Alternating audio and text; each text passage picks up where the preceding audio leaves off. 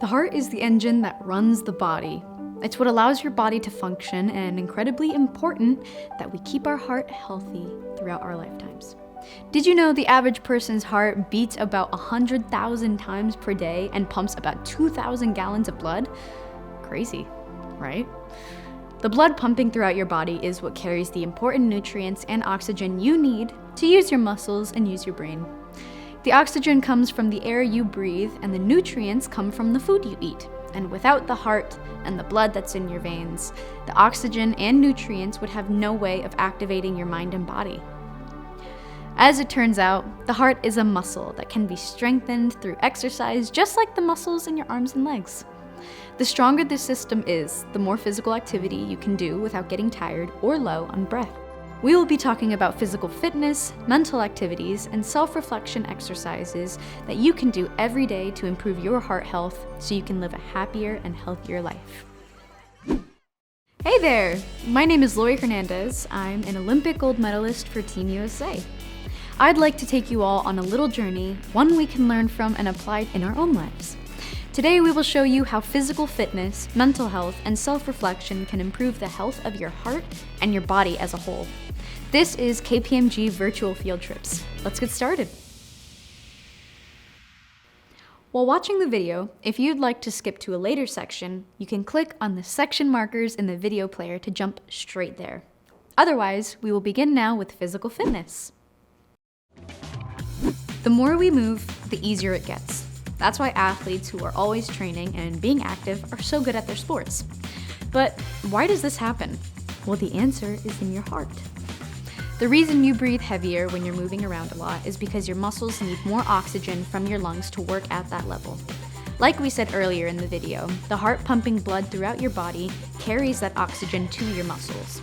Your heart beats faster to keep up with all your physical activity, and if it's not strong enough, you will run out of energy and get tired. However, this type of exercise is exactly what our heart needs to get stronger, and the more of it you do, the healthier your heart will be. There are some cardio exercises that are good at making your heart strong, such as running, biking, and swimming. Being a human is pretty cool because we can do so many different types of physical activities. We can jump like a kangaroo, we can swim like a dolphin, and we can run like a cheetah. Cardio is a healthy habit for most animals, but especially humans, and our ability to master these skills is what makes humans so special in the animal kingdom. To talk more about physical fitness, we have the great fortune of welcoming a real Paralympic athlete to our show. Please welcome my friend Yen. Thank you, Laurie. I'm excited to be here to answer some of your questions. Can you start by explaining what the Paralympics are? The Paralympics are exactly the same as the Olympics, but for athletes with disabilities. Its definition is actually in the name. So the word para is a Greek preposition that means beside or alongside, meaning the Paralympics are parallel to the Olympics. The Paralympics are usually held 2 weeks after the Olympics in the same location. Athletes in the Paralympics are classified into different classes based on their disability to ensure a fair playing field. The different classes can be divided into 5 broad categories: athletes who use wheelchairs, amputee athletes, athletes with vision impairments, athletes with cerebral palsy, and athletes with intellectual disabilities. And I am a wheelchair athlete. What sport do you compete in, and how did you start? I do track, so specifically I race in the 400 meter, 800 meter, 1500 meter, and I do some marathons as well. I was inspired to start track at the age of 12 after hearing a speech at my middle school given by an athlete. The sport was wheelchair rugby at the time. Does your physical fitness benefit your life outside of sports? Yes, I absolutely think my physical fitness benefits my life outside of sport. So I do use a manual wheelchair since I can't move or feel my legs. Therefore, when I transfer out of my wheelchair, like onto the bed or couch, I am lifting my entire body with just my arms. But because I work out every day, my upper body is strong and I can easily move my entire body wherever I want to go. So being fit really helps me be independent. What advice do you want to give to someone who wants to be more physically active? If you want to become more physically active, my best advice to you is just to start. start today and try to move your body somehow every day. Thank you so much for answering our questions, Yen. We really appreciate you joining us. Thank you so much for having me. I had a great time, Laurie. See ya. Now that we know all about physical fitness, I will guide you through some exercises I do to stay in shape and keep my heart happy. Let's all stand up, come on, make some space, and follow along. The first thing I like to do before a workout is to warm up. I will do a few light movements or stretches to increase my body temperature and get the blood flowing to my muscles. One warm-up I like to do is side lunges. While standing, spread your legs out wide and clasp your hands in front of your chest. Then, shift your hips side to side. We'll do this for 20 seconds. Ready? Go!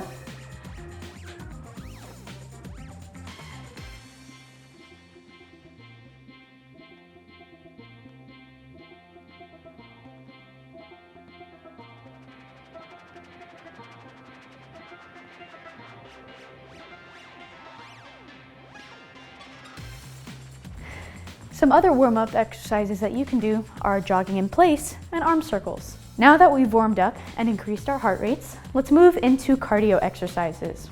Remember, cardio is any activity that gets your heart beating fast. Let's do some jumping jacks. To do these, jump up and extend your arms and legs, and then jump up and bring your arms and legs back in, like this. Let's do 15 seconds of jumping jacks. Ready? Go!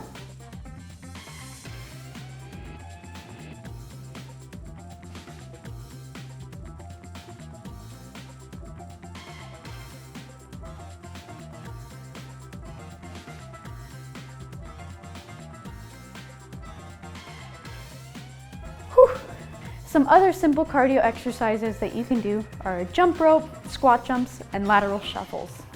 Next, we will jump into strength exercises. These are activities that will make your muscles stronger. One great exercise for muscle strength is squats. To start, stand with your feet a little wider than hip width, toes facing the front, then move down so it's like you're sitting in a chair, but instead of the chair holding up, it's yourself. As you move down, keep your chest up and your shoulders back.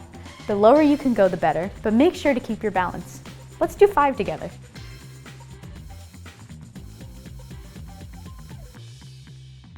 Don't forget to breathe through it. Good job. Some other strength exercises you can do are sit-ups, push-ups, and Supermans, which are my favorite because you get to lay on your tummy and pick your arms up. The last type of workout is about keeping our bodies flexible. One important exercise for flexibility is toe touches. Stand straight with your feet together, then reach down and try to touch your toes, like this. Woo. If you can't reach your toes, that's okay. Just reach as far as you can go. We'll go down for 10 seconds. Ready? Here we go.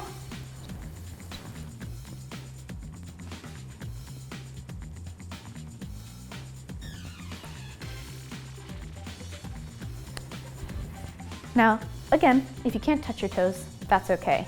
But if that's too easy, you can try to reach from behind your legs. Some other exercises you can do for flexibility are the tricep stretch, quad stretch, and butterfly stretch.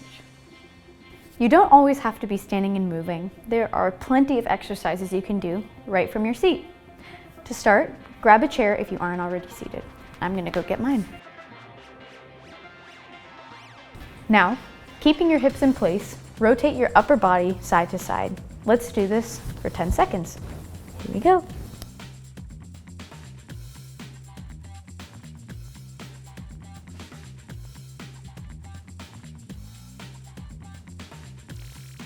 Nice. Some other seated exercises are lifting hand weights, air punches, and chest presses with a resistance band. The best thing about physical fitness is that there's something for everyone. It can be fun and good for your health at the same time. I encourage you to find the activity you enjoy the most, whether it's a specific exercise or a sport, and begin practicing it on a regular basis. Some great activities to try are dancing, biking, and hopscotch, one of my favorites. Any way you choose to do it, adding physical fitness into your lifestyle will make you a happier and healthier person. Mental health is an incredibly important part of your overall health and wellness. As humans, we have a lot of feelings. In order to be happy and have energy and to think clearly, we have to maintain our mental health. We shouldn't hide our feelings or bury them, but instead, we should give ourselves time and space to think about our emotions and what we can do to feel better. We often talk about our mind and body as though they are separate, but in fact, they are deeply connected and always talking to one another. Although the brain is small compared to the rest of your body, it uses a big portion of the oxygen you breathe and the nutrients from what you eat. The brain uses all of that energy to control your body movements and your senses, such as feeling, seeing, and hearing. That's why taking care of your mental health is important for your physical health too.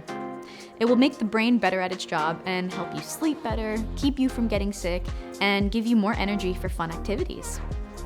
Just like physical exercises, practicing mental exercises every day can train your brain to feel things in a healthy way. For example, if you're struggling to focus in class or are stressed about homework, activities like meditation and yoga can help you calm your mind, regain focus, and help you with those emotions. You may think that meditation means you have to dedicate lots of time to being quiet or being still, but there are easy ways for you to add mindfulness into the things you already do every day. Mindfulness means paying attention to your surroundings. It is about slowing down to notice what you're doing instead of rushing or multitasking. You can practice mindfulness while you brush your teeth, make your bed, or as you walk to the school bus. Attach a happy thought to those activities and practice your gratitude by thinking about what you are thankful for. Now, let's welcome our next guest, Laurie Cameron, who will answer some questions about mental health. Laurie is a business owner, author, and speaker, and has been practicing mindfulness for 28 years. Thank you for joining us, Laurie. Thanks for having me. It's great to be here. How would you describe mental health? Mental health has to do with how we feel about ourselves, the situation we're in, other people. It really has to do with what's going on the inside. What are some signs that I'm not feeling mentally healthy? So the more we practice mindfulness, the better we get at noticing. We become like a scientist and we're observing. So as we're noticing what's going on with us, we might realize that we feel in our bodies, we feel really heavy and kind of slow. We don't feel like getting out of bed or getting off the couch. Maybe we don't want to go to school. There's a real heaviness when our mental health is at a low level. So the body is the smartest indicator of mental health. Isn't that interesting? Because we say mental health, but actually the body is where the wisdom is on this. Is mental health just all in your head? It sounds like mental health is all in your head, or it means what kind of thoughts am I having today? And while that's part of it, mental health is really a full body response. So the way to think about it is head, heart, body. That's what mental health is. It's the thoughts we have in our head, it's the feelings we have in our heart, and it's the sensations that we're having in the body. Who can I reach out to if I'm not feeling well? It's really important to reach out to a trusted adult. It might be a teacher or someone at home or a neighbor that really cares about you. But it's important to reach out and tell that person that you're not feeling well. What are some simple techniques or activities for improving one's mental health? There are a number of things we can do to improve our mental health on a daily basis. One of those is to take a walk outside. A second thing that you can do is stop and breathe. So when you're feeling difficult emotions, or you feel overwhelmed, or you feel like there's a lot of pressure or stress, or maybe you were in a fight or argument that day, when you're feeling that, just stop. You can envision a stop sign. Just stop and breathe. Let's practice one version of meditation now. This activity is called the 5, 4, 3, 2, 1 method. First, look around and focus on 5 different things around you. Maybe it's a decoration on the wall or a piece of furniture. Now close your eyes and take a deep breath. What are 4 things you can touch? It could be your clothing, the chair you're sitting in, or the carpet. Once you've found those things, what are 3 things you can hear? Maybe it's a clock ticking, a fan spinning, or a lawnmower outside. Next, what are 2 things you can smell? Are there flowers you can smell? Or the rain? Or someone's lip balm? And finally, what is 1 thing you can taste? Maybe it's your toothpaste or the last meal you had. Open your eyes, and when you do so, notice how much more aware you are of what's around you. You are present in the moment and hopefully less distracted with your thoughts about the past or future. The 5, 4, 3, 2, 1 method, 1 for each of your 5 senses, is a simple technique that you can bring with you wherever you go. Now that we've achieved a good understanding of mental health and some techniques you can use, let's talk about how to put it all in practice. Remember that your mind and body are connected, and that taking care of your mental health on a regular basis is just as important as taking care of your body.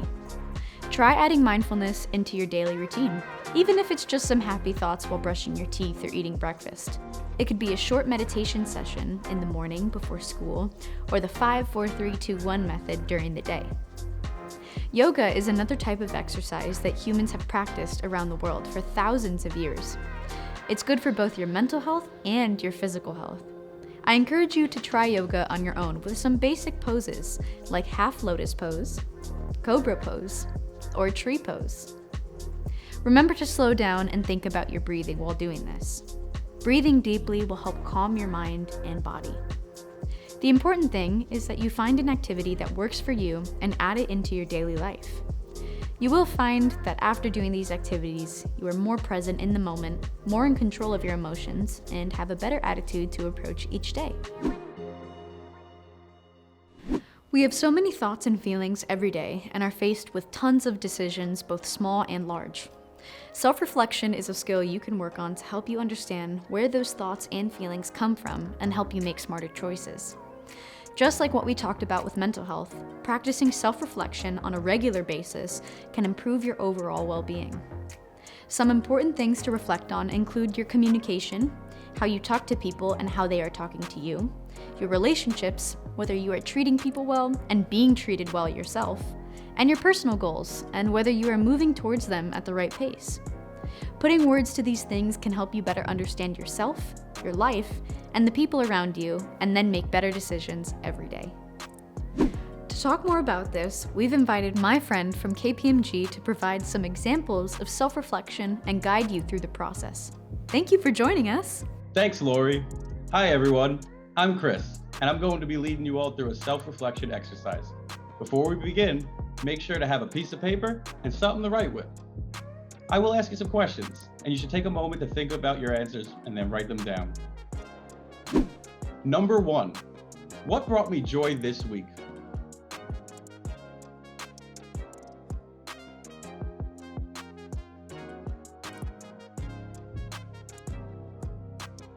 Number 2, how do I feel right now?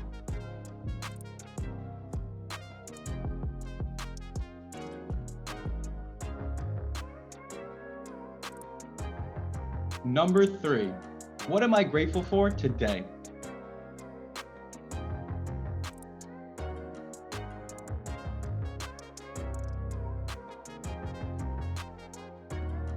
Number 4, what am I going to accomplish this week?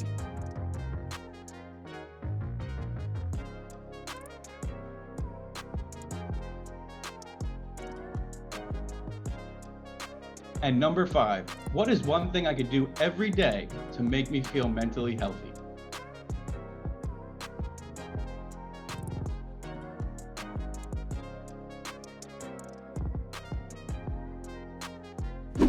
Now that you've reflected on these questions, maybe you notice that there are some things you did this past week that you're happy about, and some things you may want to change.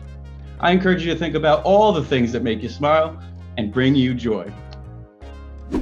One way self-reflection can help you in the middle of a stressful moment is a 3-step technique called spot, stop, swap.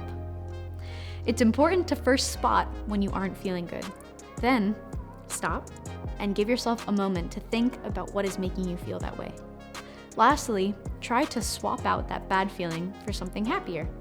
Maybe that happy thing is something you are looking forward to or something you're thankful for.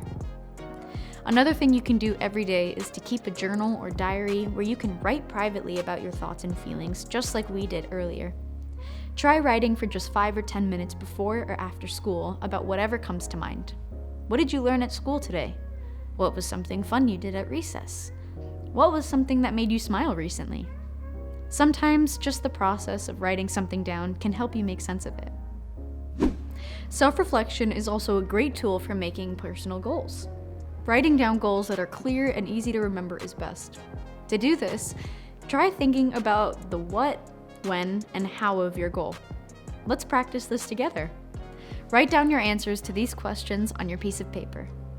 First, what is my goal? Is it to do physical exercise once per day? Is it to get a B grade or better in science? Second, when will my goal be completed? Can you do it by the end of the week? Will it take a couple weeks? Third, how will I achieve my goal? Are there steps that I should follow to reach my goal?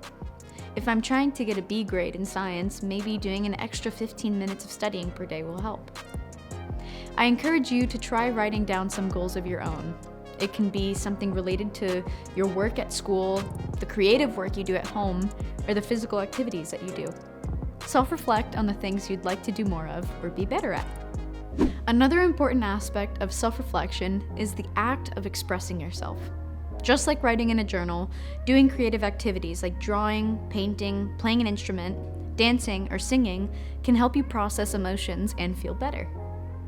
These are all different ways for us to release our inner thoughts and feelings and bring them into the real world so we can deal with them better. It improves our lives and can be a load of fun too. Creating a routine for yourself that includes physical fitness, care for your mental health, and self-reflection will help your health and happiness. The techniques that we learned today are things you can use for your entire life. Try picking up a sport or physical activity that you enjoy and practice it once a week or more. There are plenty of fun games for everyone, such as Foursquare, wall ball, soccer, dancing, hopscotch, and more. Try 5 to 10 minutes of mindfulness or yoga each day to keep your mind healthy and happy. Something as simple as taking a break to sit quietly and breathe can make you feel better. To keep a clear mind and a good attitude, try practicing a creative activity several times each week. This could include reading, drawing, painting, or writing in a journal for self-reflection. Over time, you will see that physical fitness can allow you to jump higher and run faster, while caring for your mental health can allow you to get better grades, be more creative, and most importantly, take care of the inner you. So many good things will come of it. To tune into more field trips and learn more about the education efforts of KPMG, please visit kpmg.us. Thank you so much for watching.